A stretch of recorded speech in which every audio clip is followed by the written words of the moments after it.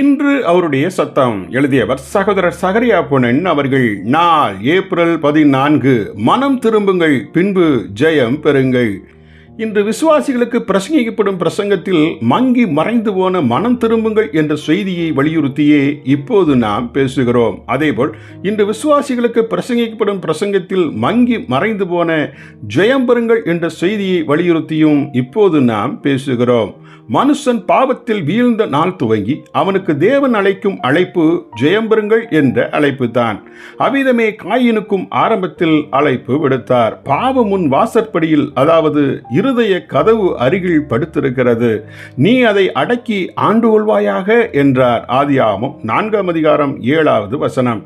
இதே அழைப்பு வேதாகமத்தின் கடைசி புத்தகத்தில் திரும்பவும் தரப்படுவதை பாருங்கள். ஜெயம் பெறுகிறவன் எல்லாவற்றையும் சுதந்திரித்துக் கொள்ளுவான்.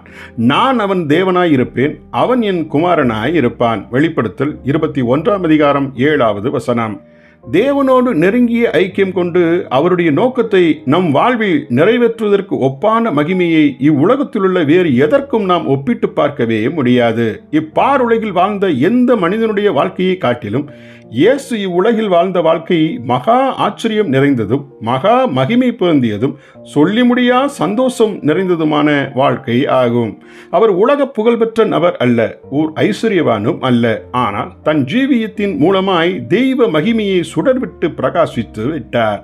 இன்று உங்களை அணுகி வரும் சுவிசேஷத்தின் நற்செய்தியை தயவு கூர்ந்து கேளுங்கள். ஆம், நீங்களும் இயேசுவிடம் ஜொலித்த அதே மகிமையை உங்கள் வாழ்க்கையில் ஜொலித்து பிரகாசித்திட முடியும். இவ்வையகத்தில் நீங்கள் வாழும் நாட்களெல்லாம் ஒரு ஜெயம் பெற்றவராய் என்னாலும் திகழ்ந்திட முடியும். இனி என்ன? இன்றிலிருந்து நித்தியத்தின் சொல்லி முடியா மதிப்பையே எப்போதும் மனிதர் கொண்டவர்களாய் வாழுங்கள்.